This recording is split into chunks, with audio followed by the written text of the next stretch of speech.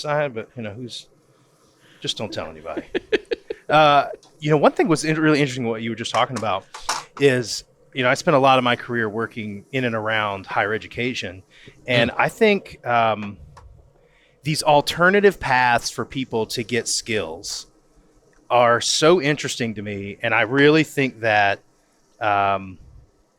you just see a lot of those things popping up. And I think in 20 years, you're going to see a cultural shift in the way people think about college and the way people think about what the step that I take after I get out of high school and I'm ready to start a career. Actually finding places where I learn a skill can oftentimes be so much more valuable than sort of meandering through college with no real plan and racking up a bunch of student loan debt. So I think it's really interesting that Dribbble found out that there's a niche for that, and that people on their platform had another need that was way outside of their core product, but that they had the credibility to solve. Yeah, well, I think to your point, colleges, I feel like the promise of college used to be you graduate and you get a better job than you would without it. But the colleges in the market drifted apart, where colleges were teaching, like even in computer science, they're still teaching, languages that aren't relevant to the market today. You're not learning JavaScript, you're learning Java. And same with design, like you're learning kind of 1970s, 1980s philosophy in a lot of these courses, but you're not learning the fast-paced product design that a company like Google, Shopify, Spotify, that they're looking for in someone to come work for them. And I think that drift from the market with the increase in price, I know I graduated with this music business degree that was sold to me as if I was going to go work in the music industry. But when I got out to LA, no one gave it. They didn't care, right? Like I was walking into these offices and they're like, "Oh, so you have a music business degree? What's that? How cool!" Yeah, like cool, man.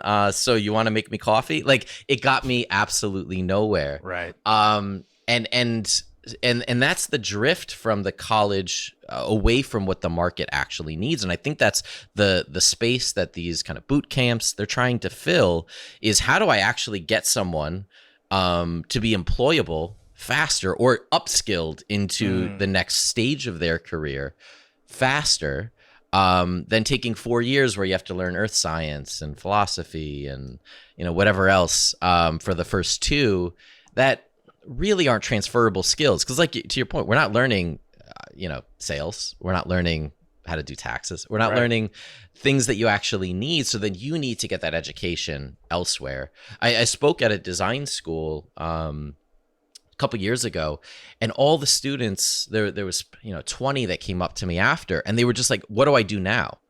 I graduated, but I can't get any interviews, Yeah. And it was because the school wasn't connected to the end result the students wanted. Like they don't want to learn design. They want to go work, they want to go earn a living. They want to pay their rent. They want to do something exciting. And so the difference with these boot camps is a lot of them are focusing on that graduate experience, that how do I get people into a career? And that was one of the secret sauces of Dribbble, is that we have over 60,000 of the top companies have hired with us.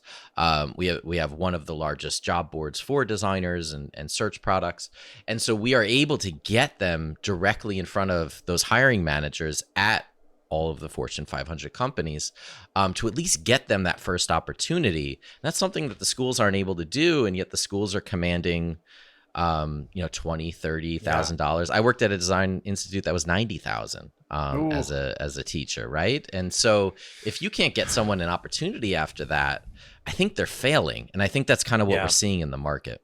I don't know that you're ever going to take the traditional sort of curriculum model of a higher education institute and be able to apply it to an industry like technology and technology products and be able to keep up, because those things move so quickly. If you think of a programming language or a technique, a product design, how long is that considered mainstream? 5-6 years before there's something nipping at its heels? So think about that for a second. Let's just say it's 5 years. it would take a school maybe 18 months, if they're really on it, 18 months to recognize the trend, then at probably a minimum of 2 years to really develop a curriculum, get it sort of blessed by all the hierarchy, set it up, enroll some students in it. Now you're 3.5 years in, you train maybe 1 or 2 waves of students through on this new product, and then that product technology or that technique is already kind of fallen out of favor.